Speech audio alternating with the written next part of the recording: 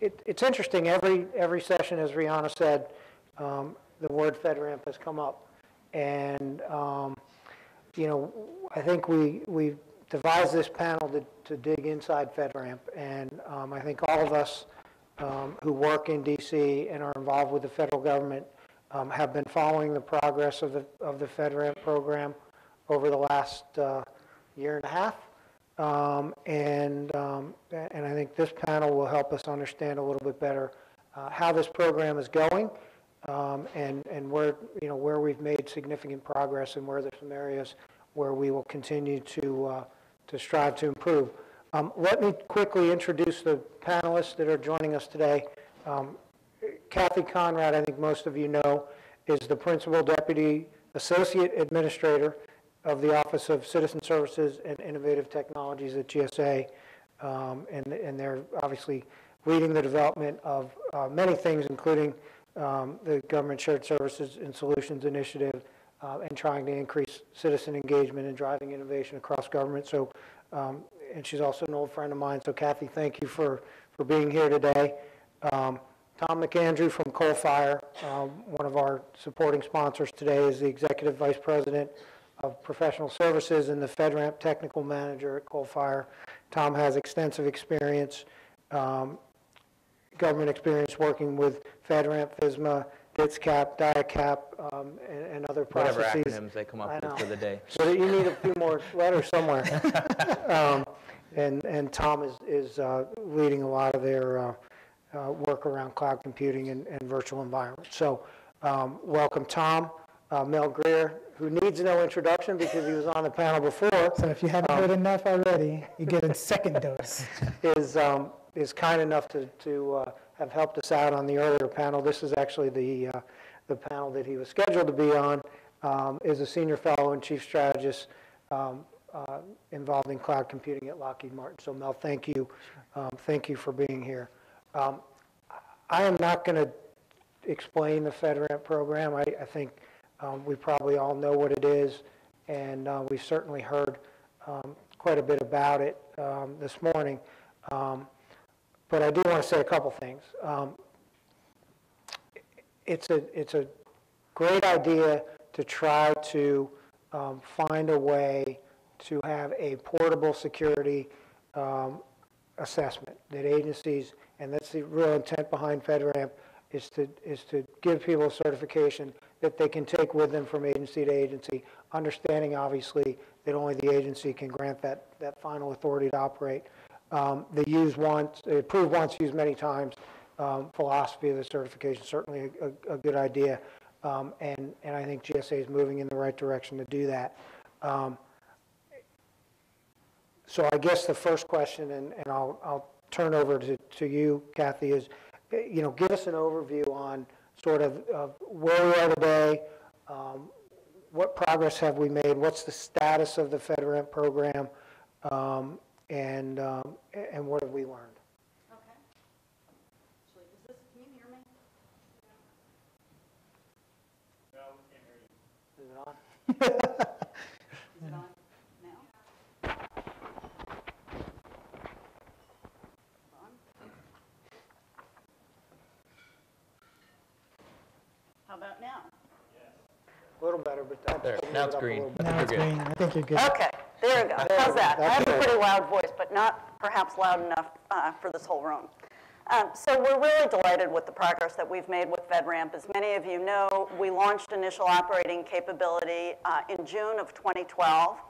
We have over 80 applicants, 80 cloud service providers have applied to the FedRAMP program.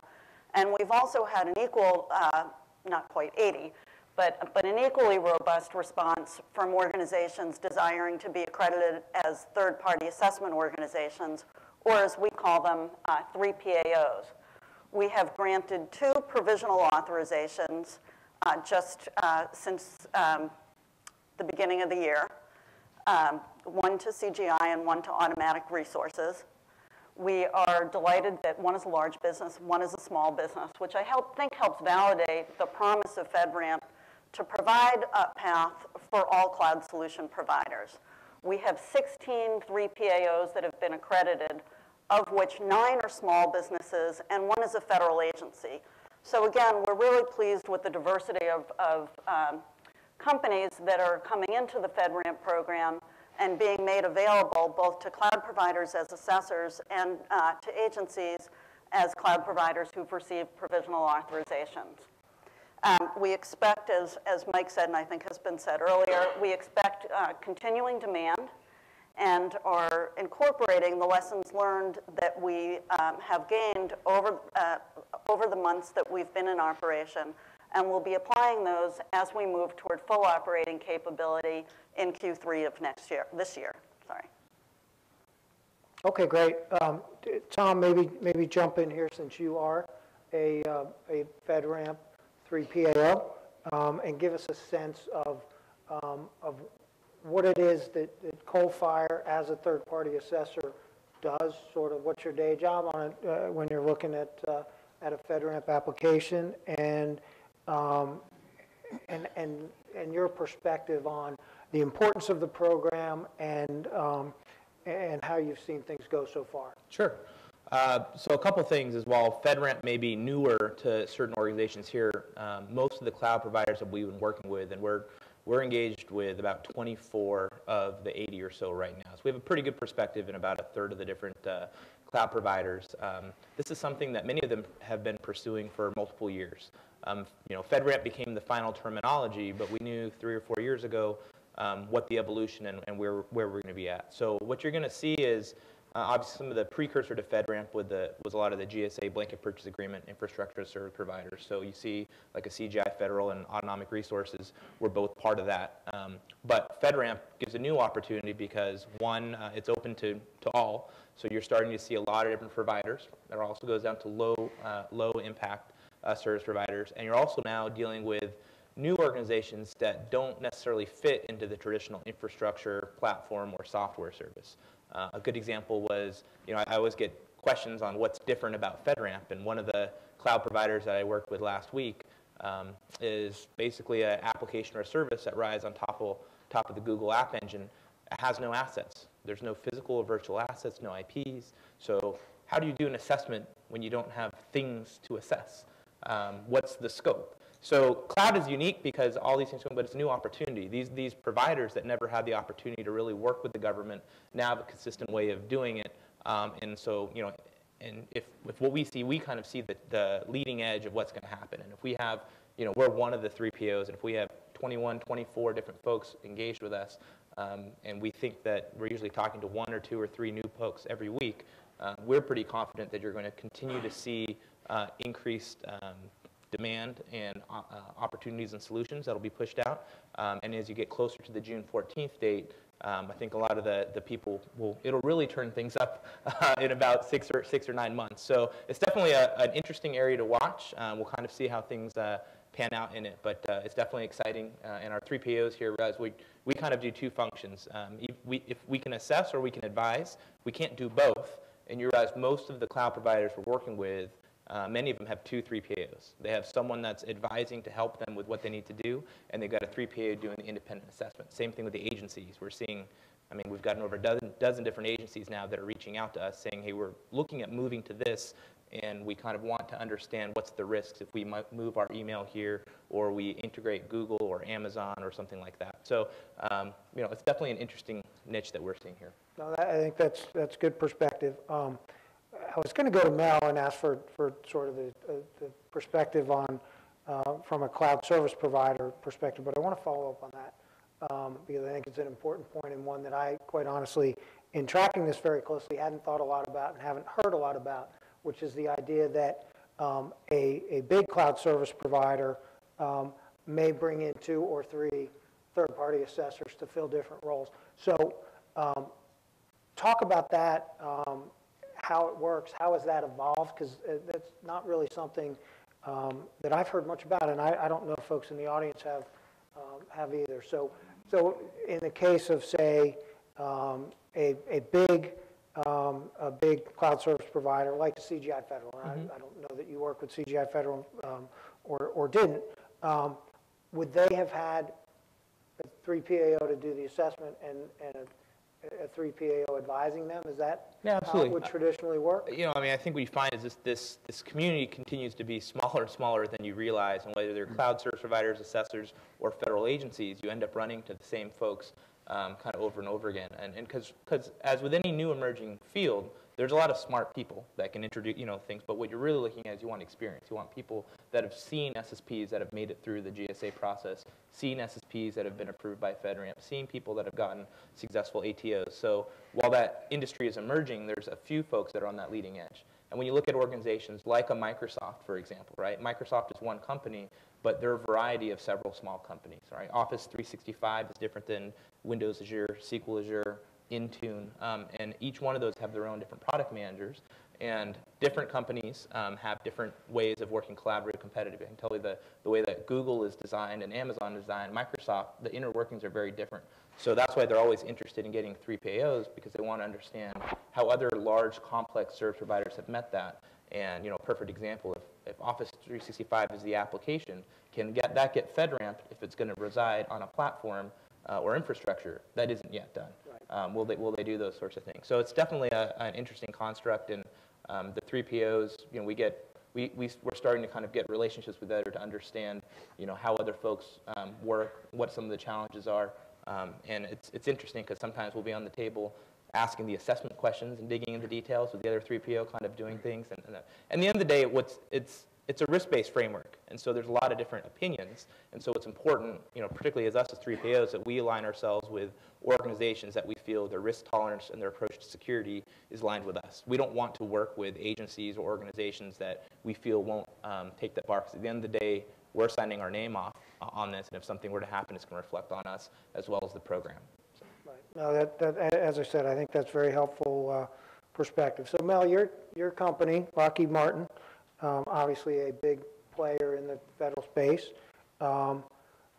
Talk to the group here today about sort of your views on FedRAMP, maybe what you thought initially when you heard that the government was going to go in this direction, and how your thinking has evolved as FedRAMP has evolved. Sure. So FedRAMP, as a cloud service provider, if you first heard about FedRAMP, you're kind of wondering, what in the world is the government really trying to do? You know, this is a big thing. You want to establish a government-wide trust model focused on the definition of security in a concept called cloud, which we're just now trying to define. That's a scary proposition. But Lockheed Martin is extremely excited about FedRAMP, extremely supportive of it as well, and it starts with the process that the government used to come up with FedRAMP. You know, it sounds great that NIST and GSA and the PMO for FedRAMP are moving it forward now, but the reality is that when they started this activity, they were really, really smart about including lots of industry partners, and they held lots of forums where industry was engaged with the government, trying to understand what's the best way to try and establish this trust model that would encourage cloud service providers to get on board. Doesn't do very much good if nobody wants to participate who's providing the cloud services that government wants to buy. So it starts with that collaborative development. Today, we are in the FedRAMP process. We were in queue to be provided an ATO. We're excited about that. And we're excited about an opportunity to showcase how the cloud services that we offer for one agency can be used for lots of different domains. This is a core aspect of Lockheed Martin as well. So when we talk about services in the cloud that support advanced sensors for defense, guess what? It would be great to say those same kind of advanced sensors can support healthcare for health informatics, or energy for the management of the smart grid, or for cyber intelligence to secure our borders. We're talking about the same kind of service. Why not use that same construct in a trust model that everybody believes in? So we're extremely excited about FedRAMP. Good, thank you for sharing that with us. Let me talk a little bit about the level of preparation that a cloud service provider needs to go through. You know, obviously there are, correct me if I'm wrong, 150 odd baseline security controls. 180, 200. There's 270. 297. Yeah. 297. It's gone up since I checked this morning. Anyway, there are a large number of baseline security controls. And those are primarily security controls that are FSMA-based. They are not primarily, they are exclusively. NIST 853. Yeah. 53, 59, 37. they're all part of it. Got it. So we know it's a very rigorous and rigid process. Is it more rigorous than we originally anticipated, or you originally anticipated? Less so? About what you anticipated? Give us your perspective. I'll sort of go down the line on that question. So, so I think it's important to keep in mind that FedRAMP, as has been stated both here in this panel and in those earlier this morning, is built on trust. And so the essence of that trust is the rigor and the integrity of the security assessments that then can be leveraged across government. So we've intentionally designed FedRAMP to be rigorous. We have not watered down the controls, nor will we. And we haven't attempted to streamline the process to the point where you lose the quality and the significance of the assessment that is being done. So in fact, the rigor is exactly what we anticipated. It's tough. This is not a process for those who are looking for, sort of a quick and easy security assessment. It's thorough. It is very, very comprehensive, and it does take some time. The average security assessment takes about 6 months for regular systems, and it's no quicker for FedRAMP and for cloud systems. That said, one of the things that we've learned is that it is, in fact, a little more rigorous than perhaps some of the cloud providers have anticipated, and Tom and Mel can talk about that from their perspective. So what we've tried to do is work very closely and very interactively with cloud providers to help them be prepared for this process. Before the JAB can review a system security plan, it has to be complete and it has to be address the breadth of controls that are required. The FedRAMP templates have to be used. Those are a little different than what some cloud providers have used in the past. And there are a number of controls that we found are a little bit tougher for cloud providers to meet than they might have anticipated. Those include multi-factor authentication, FIPS 142 compliance, and providing a complete and accurate boundary definition. So we've been working with cloud providers to help them be prepared. Nonetheless, what we've found is that of the more than 80 cloud providers who have applied to FedRAMP, more than half are not actually ready to go through the process. So that to us is an indication that there's some level of rigor that perhaps exceeded the expectations of the cloud providers, and we're happy to work with folks to help them get ready. Well, let me jump in there real quick before you go to Tom and Mel. So you've got, we'll say 80 applicants, 40 not ready. Does that bog down the process a little bit? Whether it's your process, Tom's process, other processes?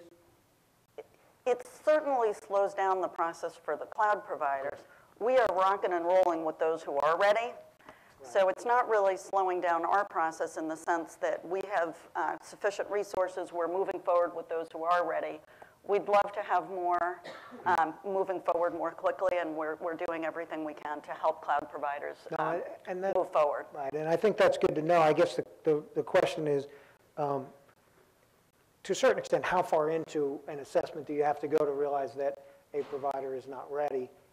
And Tom may have I can answer that. So, I just had this conversation, one of the major cloud providers last week. He said, according to ConOps, the SSP is kind of phase 1.2, and where's all this 1.1 stuff that you're supposed to send? I said, well, really what's happening is you have all these people that think you're ready, and if you don't have a good SSP, none of the other documentation matters. So what we're doing is we're using that, both 3 PAOs. That's the first question I ask when we're looking at doing an assessment or advisory, is to take a stance that if they don't have a good system security plan, then none of the other supporting documents matter, because they're all going to have to get revamped when the system security plan's done. So to give you guys kind of a base level example, So in my experience doing FISMA assessments, whether it's DoD or intelligence community or anything you're going to have, a lot of the typical SSPs are around 100 pages or so. That's what we've seen, is they've got a basic description of the environment, and then they basically almost parrot back the control. You know, we will have background checks. We have background checks. We will have access controls. We do have access controls. So one of the challenges with NIST 853 is that it doesn't define what those unique requirements need to be. And so what you've seen is an emergence between DoD aligning their 8500 series, intelligence community with ICD 503 and CNNS 1253, and that's basically where they're trying to define these minimum criteria. And that's what makes FedRAMP so challenging. It's not the 297 controls or the enhancements, it's the interpretation. So one of the biggest ones that I can tell you about is RA5, vulnerability penetration testing. Most organizations, in fact, I see a lot of this, you see a commercial provider or someone provide a solution, provide the assessment, provide the pen test, and wrap that all in a bow and sell that to the government, right? Agencies are allowed to do that. They can take that approach. FedRAMP has gone and said you cannot do that. You cannot offer a service and be the one doing the penetration testing and the vulnerability scanning. You can do it maybe weekly or monthly or quarterly, but there must be at least some sort of annual assessment done or periodic assessment. So there's about 49 continuous monitoring controls. So that's kind of the level of detail that they're looking in the SSP. In my experience, the SSPs that have made it through both the GSA blanket purchase agreement and the ones that I've seen through the JAB, they're around the 400 pages mark, and that's for dedicated federal clouds. Once they start moving into hybrid clouds or community clouds, it adds a whole layer of abstraction that's difficult to do. Another challenge, for if you guys want to evaluate your SSPs, is to look at AC2 around access controls. Most organizations just talk about access controls from the user or the window environment, but when you look at a typical network and the routers and the systems, the virtual switches, the cloud environment, mobile applications, iPads, if all that stuff is part of the boundary, you likely have 20 to 30 types of authentication systems in place. You probably are not documenting that to the level of detail. It's not being tested. What they're doing is they're testing some of the high level. So again, this stuff isn't rocket science. People can figure it out, but we're not used to that. We're not used to a 15-page description, as I've seen for some of the access controls for some of these complex cloud providers. So that's kind of the difference, and I think to FedRAMP and the PMO's guidance, what they have done and what I've encouraged all of our providers that are thinking about going through FedRAMP is I'm telling them to go through the application, fill out the process, because the GSA has put on several different, not only are there webinars where they've gone through and they provided some basic examples, but they've had industry days where they'll bring in people about once a month. They do some training for everyone to show CSPs how to document. This Thursday or next Thursday, we have one with the 3 PAOs and how to do the assessment. So part of what GSA is trying to do in the JAB and the FedRAMP PMO is to say, we understand there's a bar, and we're also here to help you guys understand what we're looking for as some of these things get through. That's great. Mel, did you have any So just like a dentist visit, no cloud service provider wants it to be long, arduous, and too difficult. Okay, you don't want to be in a dentist chair a long time. You don't want him getting out lots of different machines, doing lots of different probes and drilling. And you sure don't want to be sitting in there talking about, oops, now you missed something, let's go back and get, that's not what you want. And so cloud service providers always want things to be moving faster, accelerate them, go through it better, quicker. But we have seen, as has been described by Kathy and Tom, that when we do an assessment on our providers, because we bundle services as well, of the 297 controls, there's probably a top 10, and Kathy mentioned 3 of them, that you can check to determine whether or not this is a legitimate person who knows how to do this FedRAMP compliance and evaluation or not. And if they get through the top 10, there's a higher probability, and if you can't, then there's a lower probability.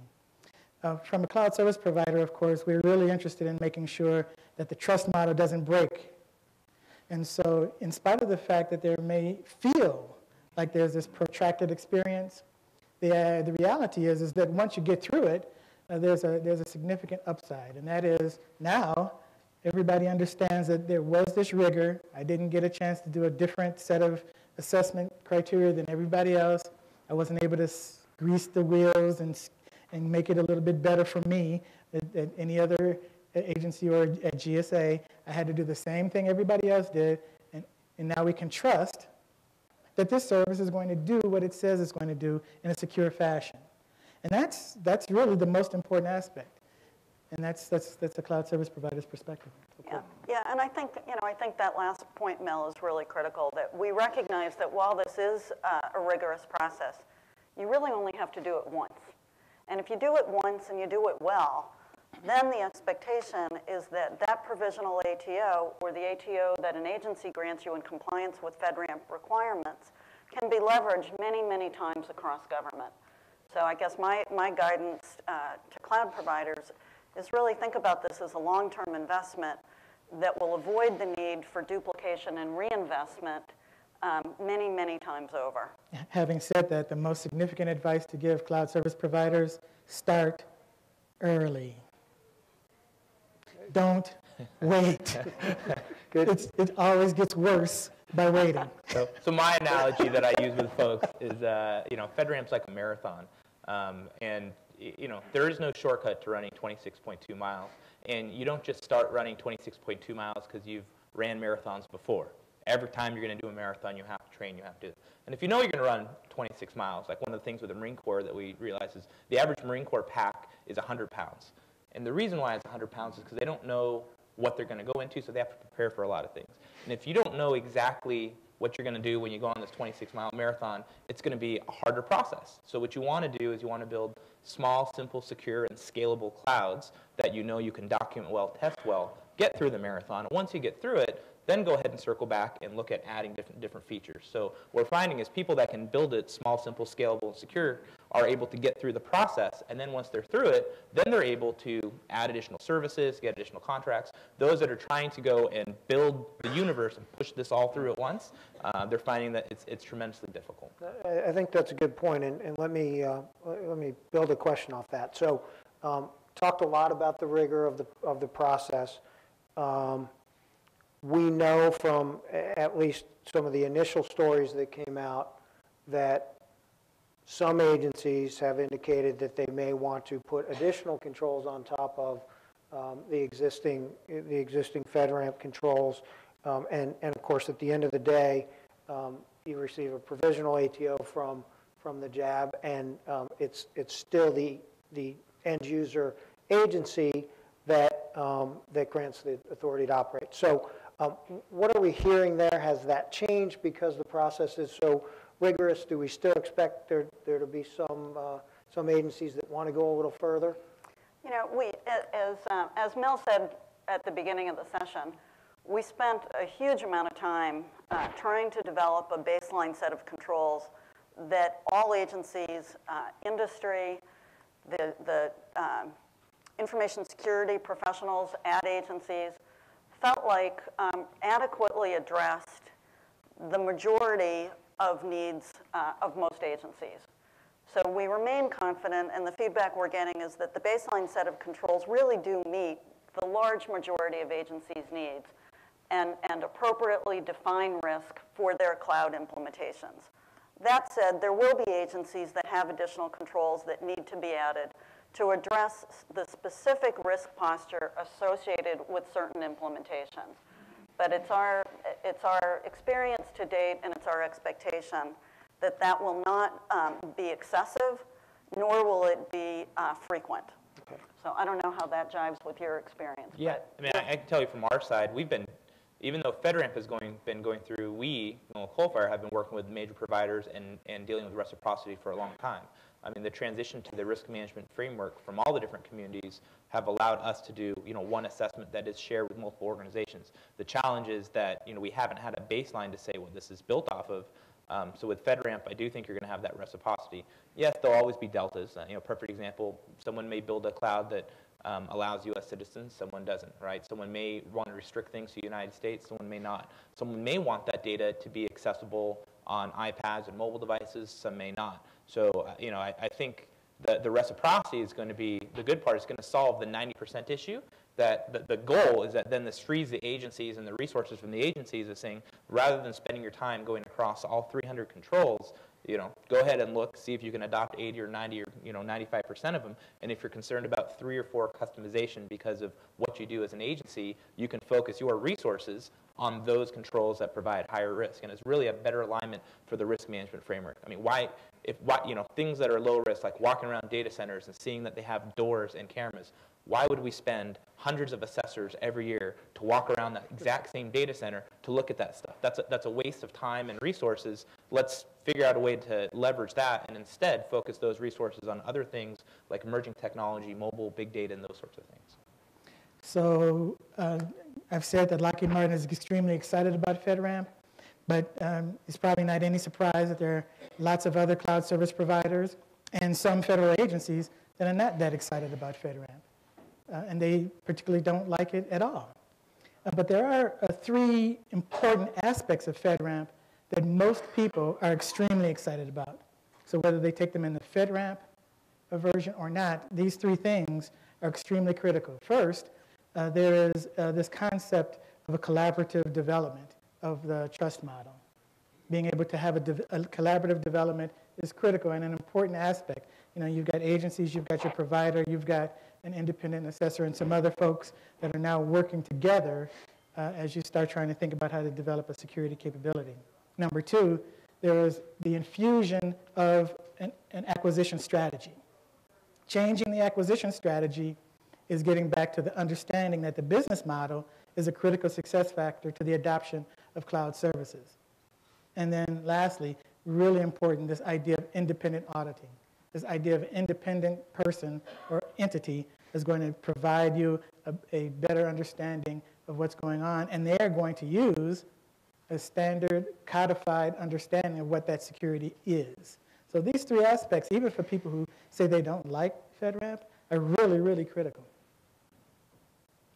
Great, thank you. Got about 10 minutes left. I want to be able to take questions from the audience, but I do want to ask one quick, hopefully quick, question for each of you, and then we'll move to questions from the audience. So I'm a cloud service provider, and I'm sitting here today and I'm listening to this discussion, and I want in.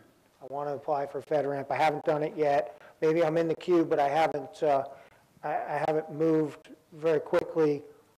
What do I do? So the first thing to do, if you haven't applied, is go ahead and apply. On our website, fedramp.gov, we've got a lot of really practical, useful information. The 4 webinars that were mentioned are archived and ready for your viewing. They really provide kind of hands-on, what is it that we expect, what is it that you need to do, and how, some of the how-to kind of information that I think is very useful. We also have a guide to understanding FedRAMP, and in that, I believe section 3.1 is a readiness checklist that again is very useful to help make sure that you really have ready both the documentation and the resources to prepare the documentation and prepare for testing that is necessary. And then, of course, if you have questions, the most important thing to do is ask them. It's always surprising to me how sometimes, there are companies out there ready and eager to go. They have questions, and they're hesitant to ask them. So let me just remind you, this is not a competitive procurement. We are not going to share your questions with all of your colleagues here in the room with our answer. If it's a good question and it belongs in our FAQs, we'll certainly add it. But we have a very small but very responsive staff.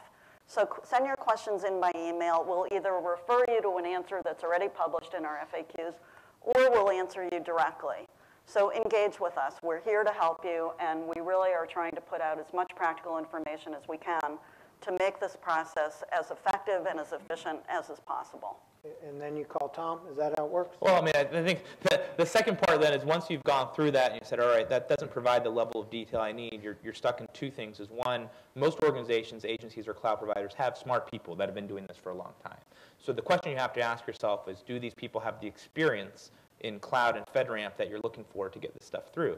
If not, you have several different options, right? Like there's a lot of collaboration going on. So you can reach out to other cloud providers that are going through this to see how they've tackled things. You can engage different 3PAOs. I would challenge you, also to make sure that you're getting the right advice. So to get the right advice, you have to make sure that you have people that have the experience and the knowledge. And cloud is different. I mentioned with that one organization that has no assets. So while the controls are the same, you want to make sure you're getting advice from people that said, I understand what's different. I understand, like Mel said, these are some of the top issues. These are some of the things. So you want to rely on that experience. And if you can get through that, I found that the people that are prepared, that have been training for this marathon, it's been a, relatively painless, less painful than we thought it would be, because we spent all that time in the preparation. So if you prepare and you have the right resources internally, you'll be very successful. So Mel, can I just add to that for a minute? I think one of the things that we've done that make that getting advice part easier is we have established an accredited group of 3PAOs to take the burden off of CSPs from trying to distinguish those that have sufficient knowledge and experience from those that may not.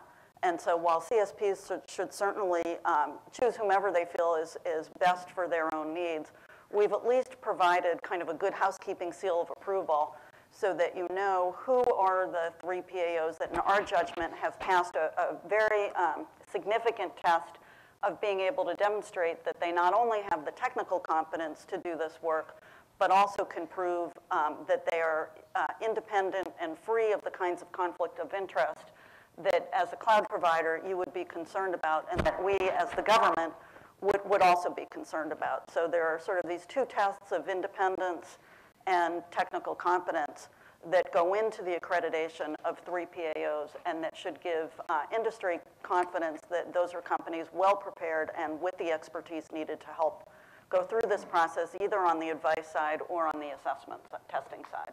So I think that's a great lead-in. There's three things we did concurrently. We applied, we took the security baseline controls and assessed ourselves against our enterprise capabilities, and then we start establishing a relationship with the 3PAO.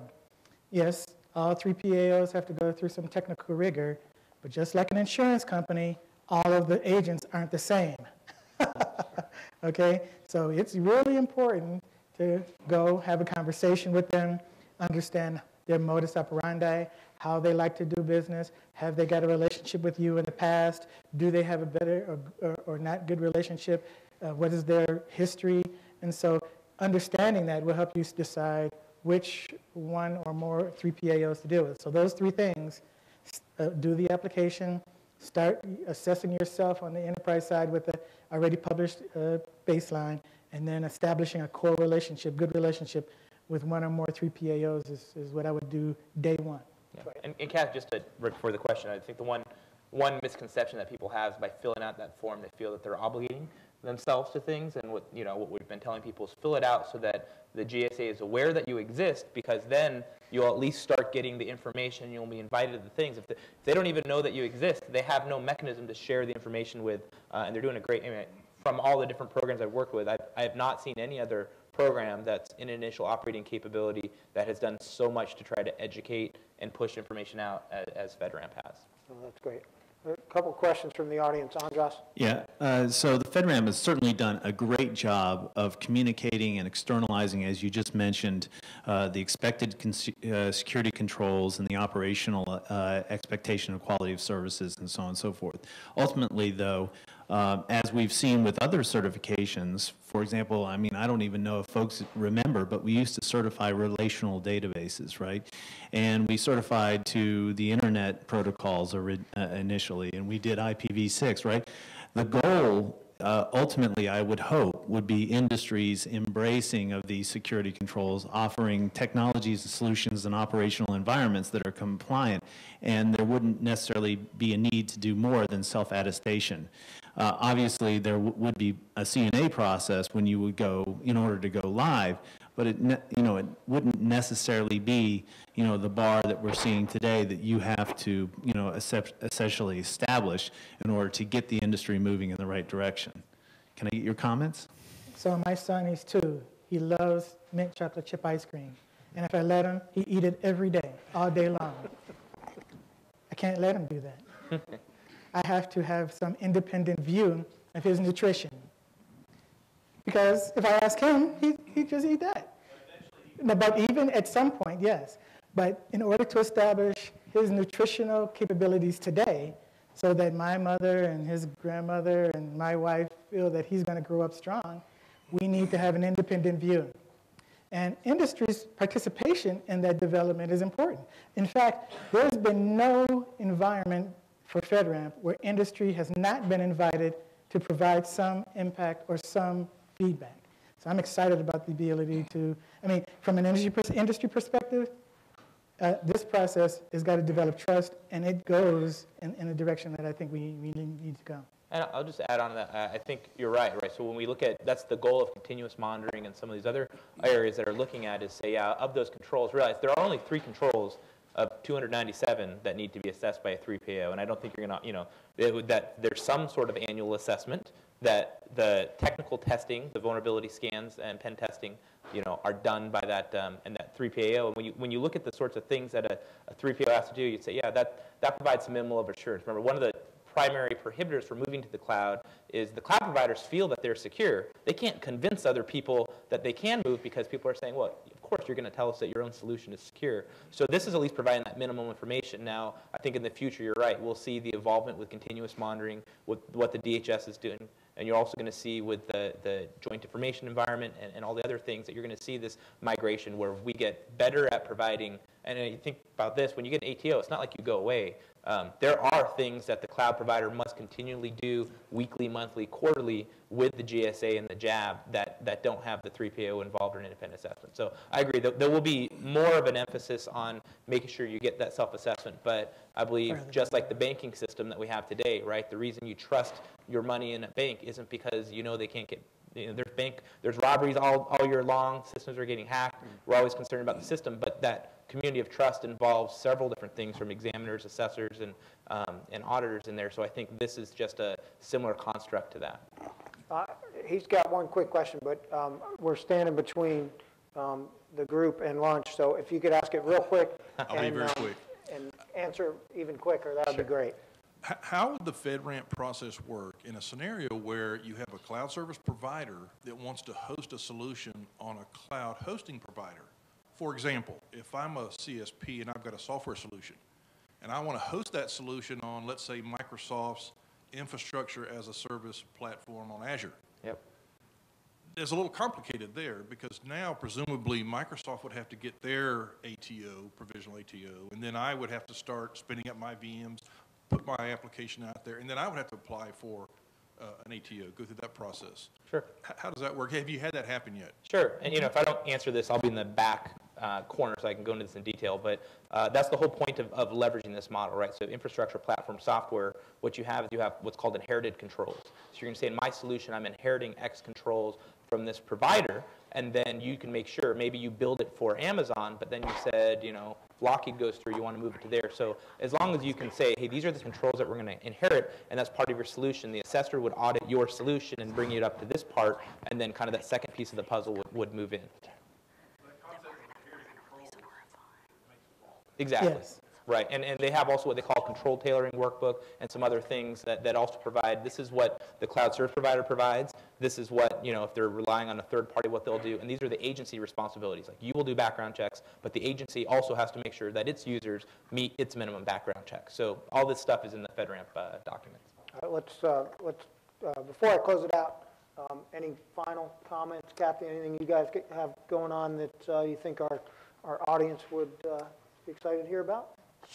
Yeah, actually, so we're looking forward to moving to full operating capability. One thing to keep your eye out in the next couple of weeks is we will be releasing an RFI for industry input on the 3PAO process as we prepare to move to privatize the 3PAO accreditation process later this year. So keep an eye out for that in the next couple of weeks.